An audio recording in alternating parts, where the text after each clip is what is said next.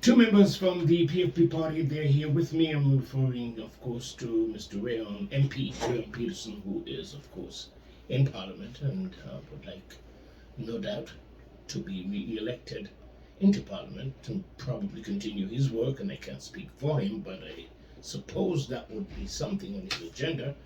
And he has brought along with him David Salomon, who is basically a newcomer, but he, of course, is another that is aspiring to serve in the capacity as a member of Parliament. So we'll talk to them in a minute. So don't go anywhere, and maybe you can call a friend and have them tune in. And if you're following the live stream on TV Caribbean, we want to thank you for joining us, and on radio as well as on Facebook. Anyway, good afternoon, Mr. Peterson, and good afternoon, Mr. Salomon, to both of you who are here with me for the full hour. Good afternoon to you both. Good afternoon, Wendell. Good afternoon, Wendell. Thank you for having us. Yeah, Mr. Salomon, if you could get a little closer to your microphone, you probably Sure. heard a little bit better. Yeah, so Mr. Peterson, let me start with you, sir, because now is the time and the season when everyone is vying for an opportunity to serve at the political level, and you're here obviously to share some stuff with us and to introduce Mr. Salomon, who also is part of your team. So where can we start? Where did you find Mr. Salomon? Where did he come from? I think that's a question that he can answer best himself. Yeah, sure, thanks. I know we have to word that question differently. What is the reason, or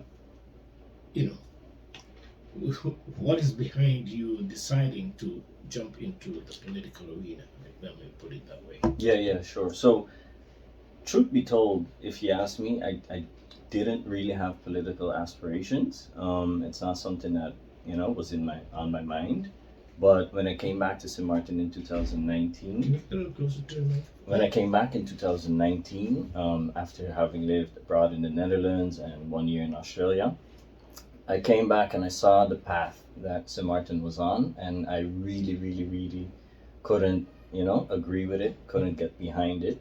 And so what I started doing was writing articles. I wrote articles in various media outlets, trying to raise awareness to the people of Sint Maarten, that the path we're on is not a good one and we should change it, introduce efficiency, accountability, transparency, these key words that mean, a lot and are not being embodied truly on the island.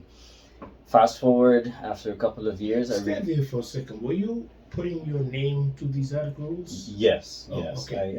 Because I may have read, but for some reason, it just goes out your head because your name wasn't a familiar one. Yeah. No. So I started. I always put my name, and only later I started putting my face to it as well. Okay. When I was hearing that, I believe there's multiple David Salomons on the island, and the one from the bank was was getting all types of comments, etc. So I said, okay, let me introduce my face as well, so that people at least know. It's I stand behind what I write. Oftentimes critical things, but still, I think it's important. I think it's important that we call it out, and I think it's important that to raise awareness. But that wasn't enough, I find, and so that's what brought the calling of I've tried to raise awareness. It hasn't yielded the results, so let me then align myself with a political party that aligns with my values and those things that I want to see. So you went on a search. I went on a search, correct. To be very honest, the search was very quick and it led very quickly to the PFP, as I truly believe they're the only party that really upholds the values of accountability, integrity, transparency to that degree that we need to see. And I told them in our initial interviews, etc., I told them, listen, if it's not with you guys, I would quicker start my own party than join another one. Because I don't think that the other parties truly embody those things like they're supposed to. You obviously had the opportunity to make comparison. Did that I'm talking about having lived in the Netherlands, as well as maybe you've shared some time in Australia. Uh, did any of that organized community rubbed off on you to the point where you say, we can do the same, hence that's Yeah, why you were critical and absolutely. So absolutely. A colleague of mine asked me today, and it was a great question. He said, "Did you have any trouble readjusting, coming back to the island?" And I said, a bit, but my expectations were already, I think, in line with the island, because what I like to say is St. Martin is great at having fun, but administrative things and getting things done, you have to have your patience for that. And I think the Netherlands is the opposite in that their administration is on point. You know, if you need to get something done there, boom, boom, boom, online maybe, tut, tut, tut, and you're done. But having fun there, they could learn a little lesson from us. So it's about bringing that balance to the island. You know, I don't want to make St. Martin into the Netherlands. That's not my goal. But I do want to introduce some of their efficiency, some of their structure to the island, because I think right now it's too unstructured here, too inefficient. We need to, you know, build up. All right. So you have decided that the PFP party is the platform on which you think, well, you can align yourself with.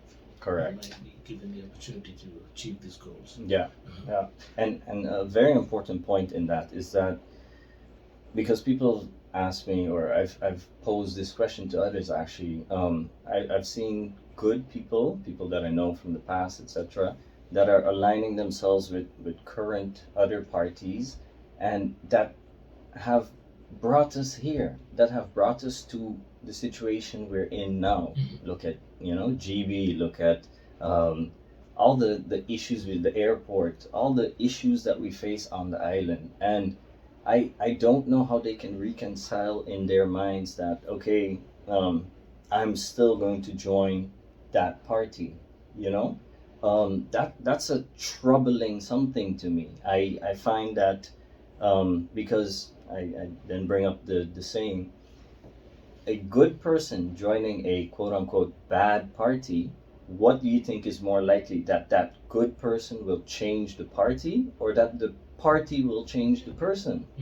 And I believe the party will change the person. It might not happen today, it might not happen tomorrow, but it's a slow process. And so I can boldly say here that the PFP is not just a mantra. It's not just photo ops when we say, you know, we're a team, we're a unit, all those type of things. We do interviews in pairs, etc.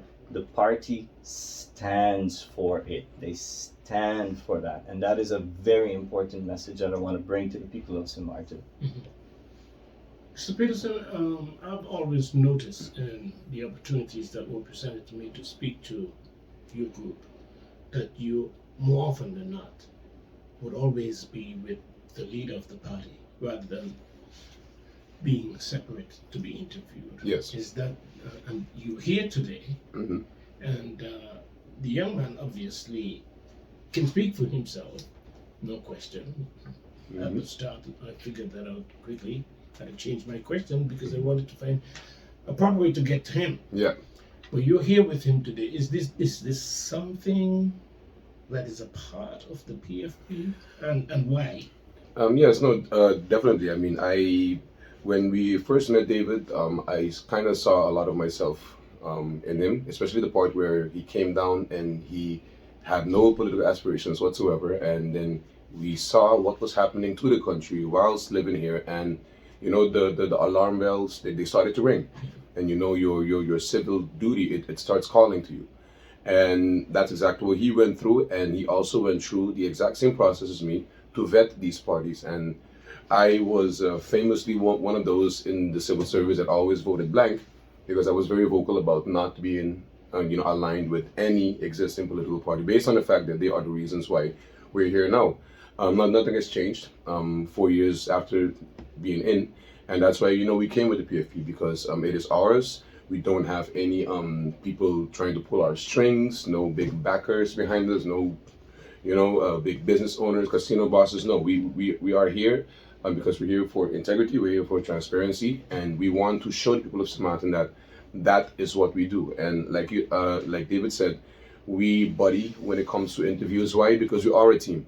We don't leave any team members go out on the road by themselves. Of course, you can go, you can campaign or whatever, but when we have events, etc., we're always together because that is what the people are voting for. Like we always say, when the PFP campaigns, we don't say vote for me, Raeyhon Peterson. No, we say vote for the party. A vote for David Salomon is a vote for PFP. A vote for Nelly Blaze is a vote for PFP. It does not matter where the vote goes because whoever gets elected, the mantra and the image and what we want to do for the people needs to remain the same. Hence our manifesto, etc. And so that's actually something that we do want to also encourage others to pay attention to, because you can pretend to be a team whilst everybody's individually campaigning, having different type of shirts, doing all type of different events by themselves, or you can invite your team to all of those events. You can come out as a team. It might not be as popular, but we think it's more personal and you get to touch the people of Sint Maarten better. Yeah. What do you look for in candidates when people approach you of wanting to be a part of the team? First of all, I think you should, well, what me and Melissa have done always is we tell them to also talk to other parties.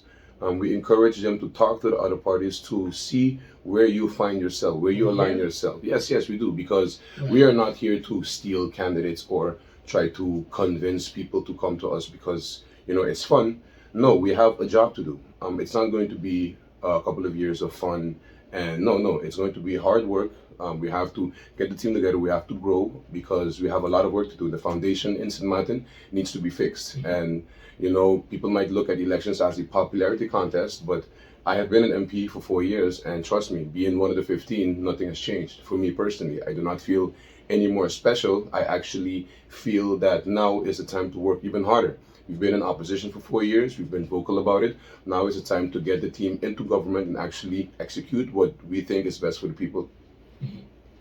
Mr. Salomon, did you in fact spoke to others, or did you research another way? I don't know. I researched in another way. Basically, you make up a list and you check off certain things that you do want to see, don't want to see.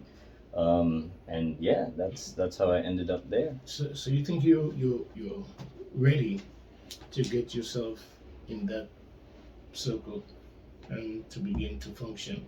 Do you realize, have you been told or have you figured out then that there is a certain amount of bureaucracy that goes on in government to the point where it can be a turn off as well as you can get involved, but obviously things may very well change when it comes to what you would like to get done. Yeah, and that's a great point. The question, it doesn't matter who I vote for, nothing changes, or that statement you hear out there, people say that, and to those people is where I and we come in and say, no, you haven't voted for the right persons. You can't do the same thing and expect different results. And this is where the notion of the party being very important, and I think we all just touched on that. It's essential. One good person on a bad party cannot make the difference, and that's where the difference is at with the PFP. We have good people on the party, willing, ready, and being trained as well. So you asked just now what they look for in a candidate. I think certain values are essential there, but beyond that, a lot of preparation goes into becoming a candidate on the PFP. Am I hearing that you were being trained in the process of in broad scale? So we had a session with the ombudsman. We had sessions on how does government function. Ray gave that one. We had sessions on tax reform. We had sessions on how the Raad van Advies works. We have been, in a, let's say, we have a campaign team. Shout out to the campaign team. A group of persons who are dedicated, who share our values and don't necessarily want to be in front of the cameras, but to my opinion work sometimes even harder than us as candidates. And you need those persons that carry, that embody the principles of the party, which is integrity, which is accountability, which is transparency. And you can go out and find good candidates, Wendell, like you said, but after you've done your research and you said, I align with PFP, they're the ones I want to be with. Now what? Because saying you align with a political party does not make you a proper candidate to be a people's representative in parliament. There is a lot of informing yourself that needs to happen. There's a lot of educating yourself that needs to happen. You should be able to debate. You should be able to talk on many topics, broad topics. And we have really tried to focus on giving our newer candidates and older candidates all of the tools necessary to, like we said, we buddy. Let's say I send David with another new candidate into whichever neighborhood to attend an event. They will embody what PFP represents because they know if they're asking about this question, this is what PFP stands for. But to reach to that part as a candidate, you have to work on it. So we have been having weekly and bi-weekly meetings since last year with our candidates, behind the scenes, working with them, interview preps, prepping on how to handle with town halls, etc., how to do public speaking. We've had Mr. Roland Tobias come and give us workshops when it comes to public speaking. And those are the things that you have to do. You have to invest in your candidates as a party for them to, basically show the people that this is what the party stands for. And that is where we at. All our candidates go through a very, let's say, long process, but very necessary, and we go through the ropes. It's not only about, yeah, guys, you need to say this when they ask you. No. How do you feel as a candidate? What do you think is going to happen? What do you think needs to happen? Because we also need David's expertise, not only saying that he's a good candidate, but David also has his own background and his own expertise that he has brought to the table, and that is an added value to the PFP. So that's how you build the team, but you need to invest in it. Hence why we're not going to come out with a big list, because we do not believe in quantity over quality. It's actually the opposite, quality over quantity. And to build the party, it takes time. It takes a little bit more than 4 years. I want to ask you a question, Mr. Peterson, because I think this would help to bring some light to probably why it's important to prepare people for this undertaking. You sit in Parliament and you see how it functions. Mm-hmm. And you see every member of the function. And I'm almost sure that in your mind, you are able to determine where they're at. Yep, definitely. Does it surprise you? With the or current... What does it do to you when you see that, the performance and non-performance? To be honest, it frustrates me, Wendell, because I can personally say that David sitting here, for example, next to me as a prospective candidate of the party, David would do a better job than half of my colleagues, and that's just me putting it lightly. Why? Because I have sat down in Parliament with my colleagues for 4 years, and many of them have not even attempted to educate themselves to the point where now we can actually have some debates when it comes to the laws for ordering that are being proposed, the Constitution. Maybe I can sit here and have a debate with David on the Constitution. Why? Because we've had those sessions with PFP, which we inform all of the candidates, listen guys, this is what regulates what a sitting member of Parliament has to do. So you have to inform yourself. You cannot come out and say, people, I want to be elected, but then I ask you, what is your job? What is the job of a parliamentarian? Do you think it's to just talk? Or do you think it's to actually, you have de recht van enquête, recht van initiatief, controlerende taak. You have certain things that you have to do. You have to hold government accountable using the certain tools given to you by the Constitution.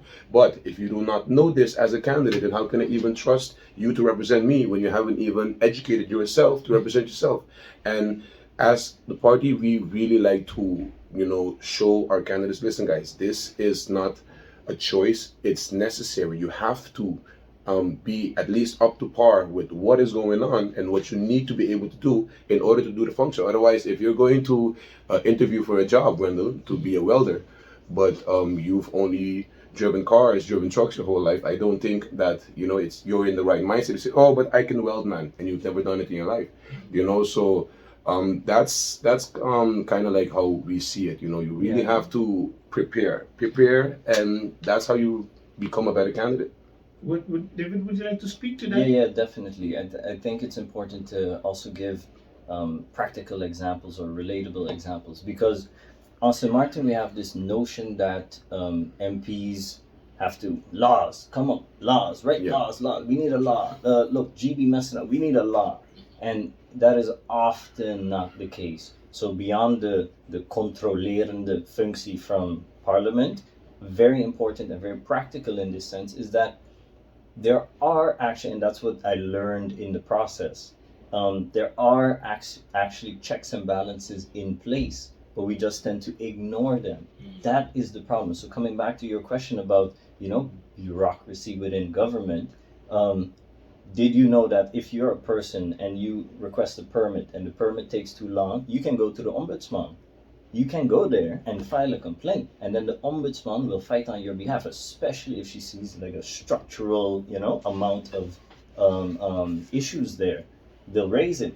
And one point that I would champion, and I think the PFP, is to give the ombudsman more authority there. Definitely. To then go after it. But it's a very concrete example that we don't know how things are supposed to work and what tools we have to aid us as citizens of this island.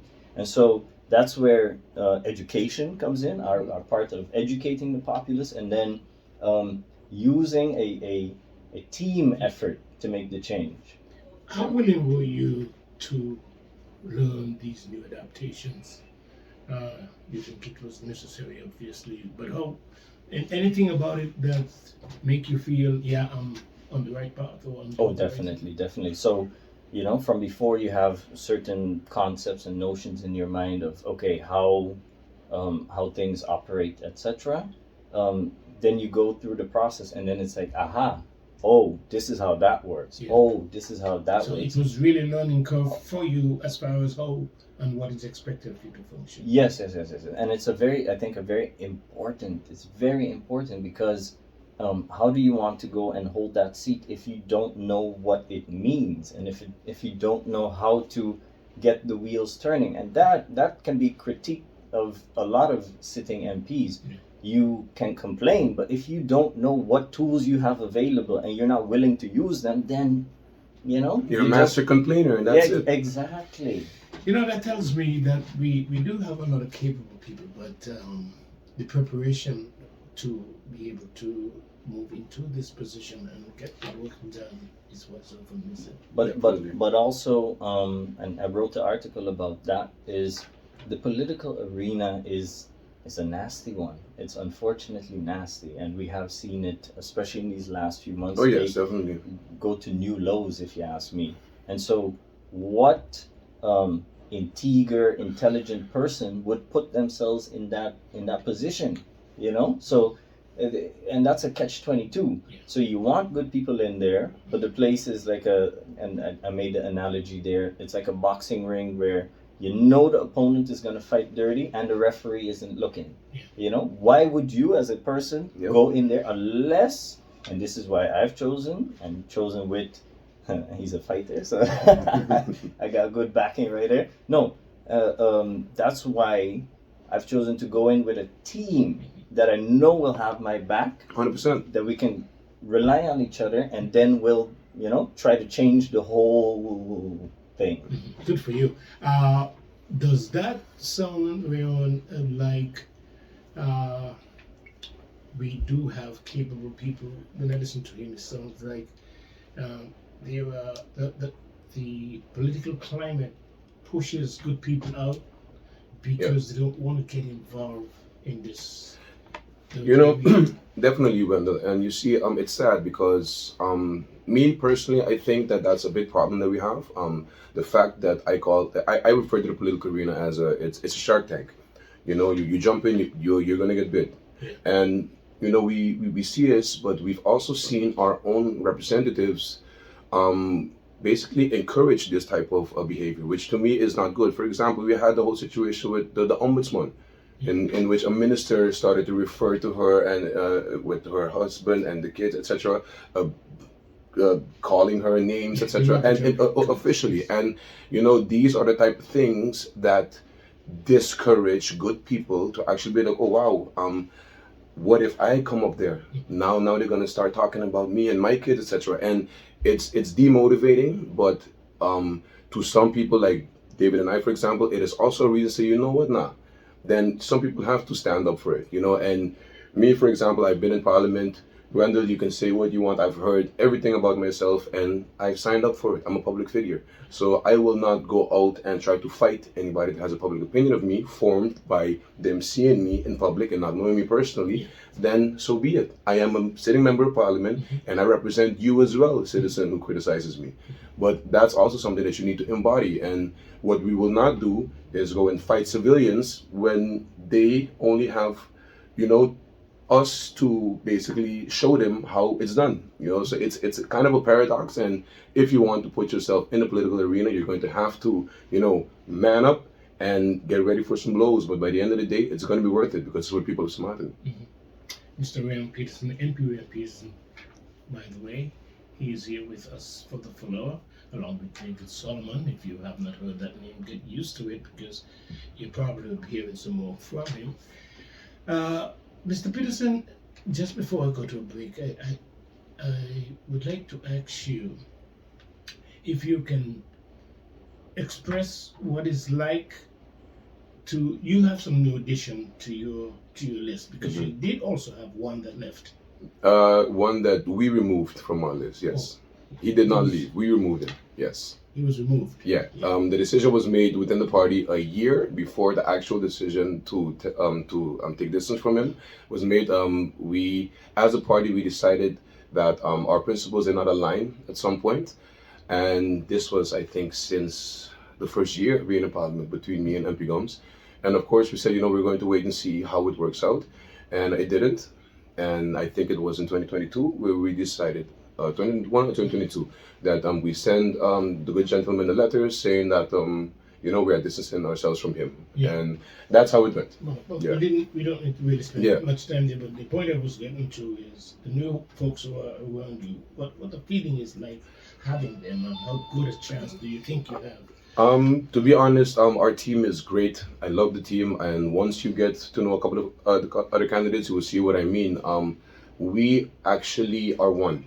We see each other almost every day. We make sure that the team is okay, that the team is healthy, and we go through it together. Nobody feels as if they have to do anything alone. We have the support. We have the campaign team, and I don't feel any fear going into the next elections where some of my candidates might stray, might go left, might go right. I am confident in every single one of our candidates, and that is also why we as a party, we said it since day one and we keep saying it, accountability goes a long way. So if you're part of PFP and at some point your principles do not align with what we have been championing for all of these years, then we will not stray from calling you to the table, having a conversation, and if it does not go how it should, then we can part our ways. It does not matter if you're a sitting MP or not. You have to embody the principles. We will not compromise PFP, period. So that's a staple, do you think? Yes, sir. So you are here today presenting Mr. Salomon as one of your candidates. Where does he stand on the list? You have made your list yet? Postulation? Yes, in 2 weeks, we're gonna have postulation day, and on that day, all of the numbers and the names will be revealed. But he will definitely be on the list. Are you still gonna stay with the same color, or you change? Oh yes. We don't change. Gold is where we stay, and even our uniforms are almost the same as last year, but with a little twist to it. So excited to roll those out as well. I gotta take a break. Allow me to do that because this is part of what I do. Folks, I'm here with two members from the PFP. I'm speaking of Mr. Raeyhon Peterson, and I keep saying Raeyhon, but I want to give him his honor. He sits in the chair of Parliament, so he is a parliamentarian, and he's joined by David Salomon, one of the new members of the party, and they're here to present him to you, the listening public. Hopefully you can see through what is said and make your decision based on how you are convinced. Let's take a break and come back. Okay, we're back with our guest for today. Rather mellow in the sense that it's a conversation that I'm sure will be appreciated by many, because when you have new folks getting themselves involved into politics, a lot of times they start out with good ambitions and have good plans for the country, but pretty soon things changes. And I want to start there with you, David, because that is something that we've seen over the years, from decades, where folks come in, get involved in politics. And it's true that a lot of times people really want to do something. They want to be part of the solution to fix the problem for Sint Maarten. Yeah. But then pretty soon things change, and they, just like everyone else, as far as you're concerned, have you looked at any of that and your ambition? Do you think there could come a time when you may just move away from it and probably start looking out for yourself?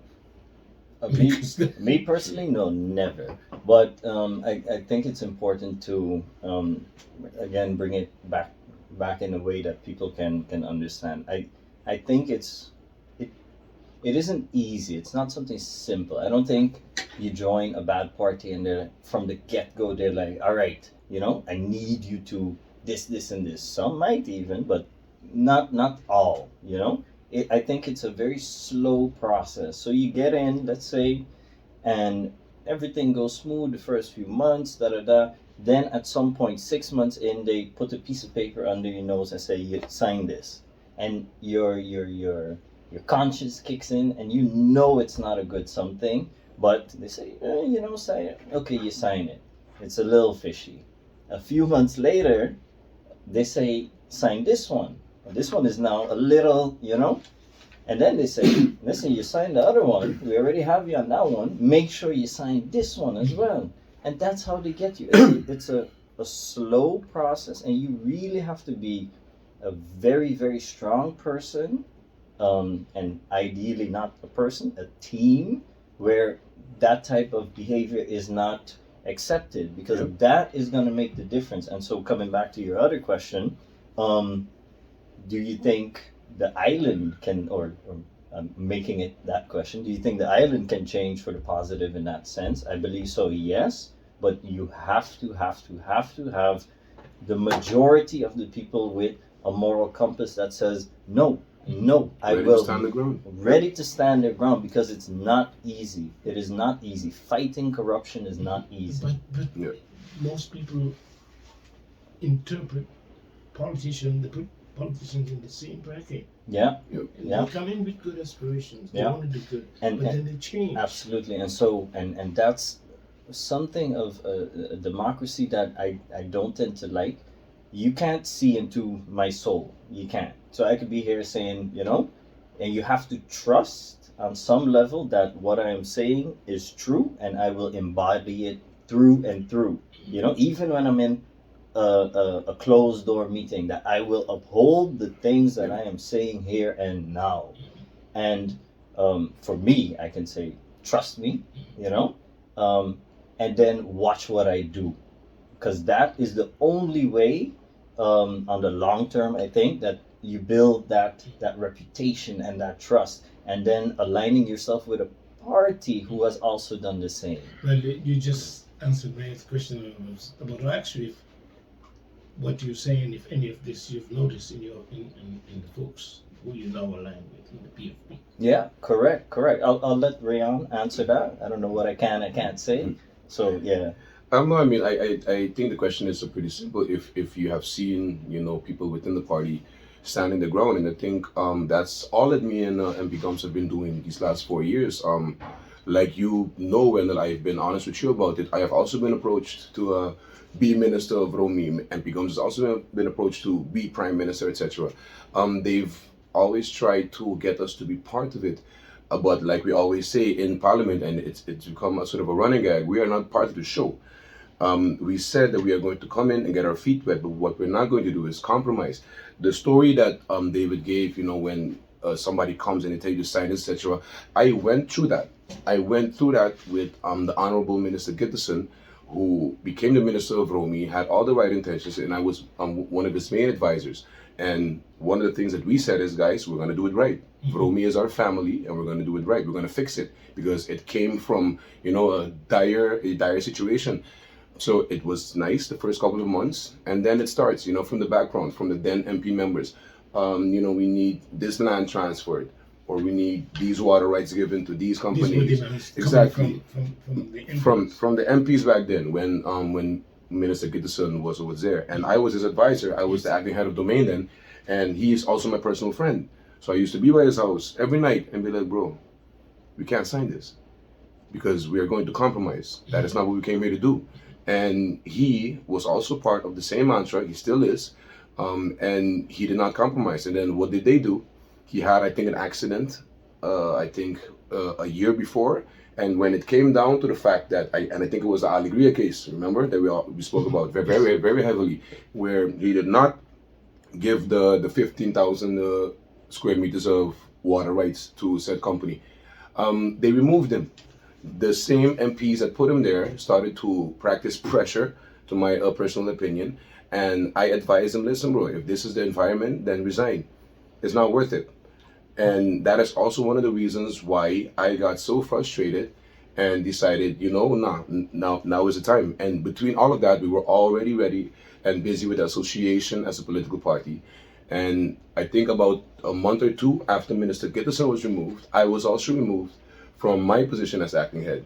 And that's when because it became of the new person that came in. Exactly, who was in the cabinet at the time, but put there by the members of parliament. And all of that right now is irrelevant, but it came down to the fact where when I was also removed, I said, no, if you want to change it, then you have to shoot for the stars, because they have held down good people so long by creating the environment, making you think that they have the right intentions. And once you're in the corner, but it's more of them in the room than you, then they want to approach you with the real intentions. And PFP is completely against all of that. And that is also a reason why we jumped into the political arena. One of the main reasons, actually.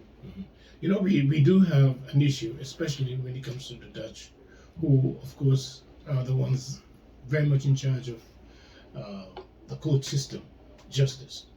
And I want to ask if, as far as integrity is concerned, how important it is to have a good impression and to lead the right path for newcomers into politics. Because now, listening to David, I'm convinced that there are other Davids out there who would who would like to get involved in politics, but like he says, some of them are shunning it. Simply because of the environment. No, definitely. It's a very tricky situation when it comes to that, Wendell. But it brings me back to when you asked me, what do you look for in a candidate? First of all, we look for people who inform themselves. We look for people who, regardless if you have a master's degree or whatever, you're never done. You're always educating yourself. You're always learning. So if you are an expert in any field, that's nice, but are you also informing yourself on what's happening politically? Are you staying aware of what is happening? But then what do you do with that information? Once you realize that, wait a minute, this party keeps bringing, stuff to the table that is questionable. Whoa, this party keeps getting a slap on the fingers from the ombudsman. Whoa, this party is getting prosecuted. They have candidates getting prosecuted for certain stuff. If people teach you who they are, especially us as public figures, believe them, because there are no slip-ups. Wendell, you would never find me in the background in a voice note bashing my party leader, MP Gums. No, she is my friend and I embody that whether she's around me or not. But you have these type of situations with other parties and the party leaders, voice notes coming out here, etc. We do not do any of that. Within PFP, it's a team. We're all together, so there is nothing to record. We all know what we're saying. And like you said, it's discouraging, but to me, finding, David, finding guys like Nelly, etc., finding, certain type of people out there that, became part of the campaign team that were not part of the team before last election, that also got to know us through these 4 years. I am appreciative of it because we're not alone. Sometimes me and MP Gums did feel like, why? It's but now we understand that, no, we just have to show the people that, listen, guys, you come to the right team, we will guide you and we will have your back. And once we can do that, you can be of added value to us and the country. Does that put pressure or put a certain amount of responsibility on you, the more senior in the team, then, to not only hold your ground, but to demonstrate integrity when it comes most definitely. And I think that's one of the first things that we did when the interview preps and the candidate prep started, is me and MP Gums, we sat everybody down and we said, listen, guys, this is what happens. So when you're in parliament, this is what happens. You may think that they have good intentions, but this is behind the scenes. It's the numbers game. If you're not in, it's not going to work. We're opposition. We've been in opposition. People will tell me, Ray, look, you're a lawyer. Why haven't you brought any laws? because the intention of the law is not for any of us 15 to simply draft a law and bring it forward. We're co-legislators. The Council of Ministers, they're the ones with the expertise. They are the ones who are supposed to spearhead that. The only situation where I, as an MP, would have to come up with my own law is in a case, for example, if there's a war going on and it's something very extreme. But other than that, I personally, with my legal degree, I don't have the expertise to, make a whole launch forwarding from scratch, from start to bottom. I'm fighting with the clock here, but yes. maybe back in, because I'm wondering how much of what is being displayed by the senior persons in the team prepares you to go out and campaign, because you have to speak to people and ask for your support. Yeah, definitely. Is all much of what he's saying, does that really inspire you to do that? Yes, for sure. And it really, really helps with breaking down the message also to the people. So what he just mentioned, they're co-legislator. That's already a term that, if you told me that a few months ago or a year ago, I'd be like, I have no idea what it is. I have no idea what that is, But now I can sit here and I can explain it. The idea and the spirit behind how our law judicial system is set up is that government, the executory body, so the ones doing the work are out there doing it. Every ministry has a policy department. They, based on what the people are out there doing and seeing, so very, very tangible. Let's go. Somebody's fixing a pothole or something on the road. They say, hey, I need markings here. There's no policy that indicates you have to have markings on the road. Okay, let me go to my policy department. Hey, policy department, can we get markings on the road? And that is how that then goes up. And then that department can draft the law, it goes to Parliament passes it, and then you have it. So the ones that are actually doing the work are actually supposed to be coming up with and seeing, where are the deficiencies, what laws are missing, and then you can scale that up and bring it to Parliament. Let me test you here. You're speaking for the first time to somebody who is a voter, that you want to get their support. And it was a question that you, but all of you are the same. How do you speak to people who really write off politicians? Some of them are definitely discouraged. They're out there. I have colleagues over at Talem that tell me straight to my face, they're all the same, etc. And so that process of convincing them, because I believe it's a process, I can't do it in one shot, So what I tell people like that is, do you do your part as well? Because the individual's responsibility should not be taken out of the equation. So are you trying to inform yourself? Are you trying to see, hey, is this person or this party different than the others, yes or no? And you have to do that. You have to do it, because if you want to have any chance of positive change on this island, you have to do your part as well. And then what I can say to that is, the PFP, and I actually wrote an article on that one as well, different items within the party that the party does, that isn't just talk, that really promotes the party spirit. So one of them is the buddy system when you're on interviews or out on the road. It's always in pairs at least. Another one is even party financing. It goes to a central pot. I cannot go and collect money and use it for me. Even the branding material, we all got our fair share of branding material.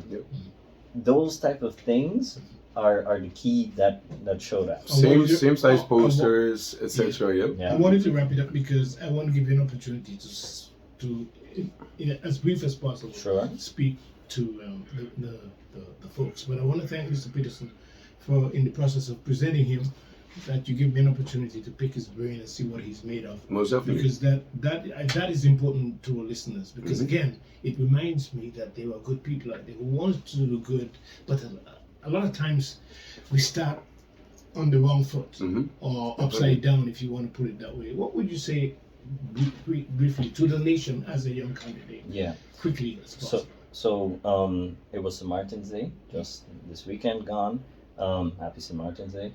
Island pride. I was very happy on St. Martin's Day to see the cultural parade, etc. And I felt island pride, and that feeling is a feeling that I want to bring to the people of St. Martin, not just on St. Martin's Day, but year round. I want to have representation, political representation, governing representation that the people can be proud of and can trust, and ensuring that the people have dignified lives on St. Martin. When a pensioner cannot make ends meet, that is unacceptable. We have to work towards these things, and the only way we can get there is if you come January 11th, focus on the PFP, give us a chance, give us that seat, that mandate to change the country for the better. Well, I appreciate the fact that you did. Anything you want to add to that in 2 seconds? Well, you can say in 2 seconds. Yeah, no, already gone. You know how I always end it off, Wendell. I always encourage everybody, inform yourselves, educate yourselves. All our laws are public. You can Google the laws. You can send me a message if you need to find a law. Read them for yourselves. Yeah. See how you interpret it, and then we move forward. And I would add to that, that is our biggest ignorance right now, and it's holding us back from really being able to do a proper assessment. Let's hope not for long. And give, and give what we can give when it comes to our contribution to the development of this country. I want to thank all of you who have been watching on the live stream as well as on Facebook. And for those who have been listening via radio, thank you so much for joining me today. I have Mr. Peterson and Mr. David Salomon. So get accustomed to that name, because you'll be hearing more of it. That's how I'm going to end it for today, though, and invite you to join me again tomorrow at 12. So you take care of yourself, and goodbye.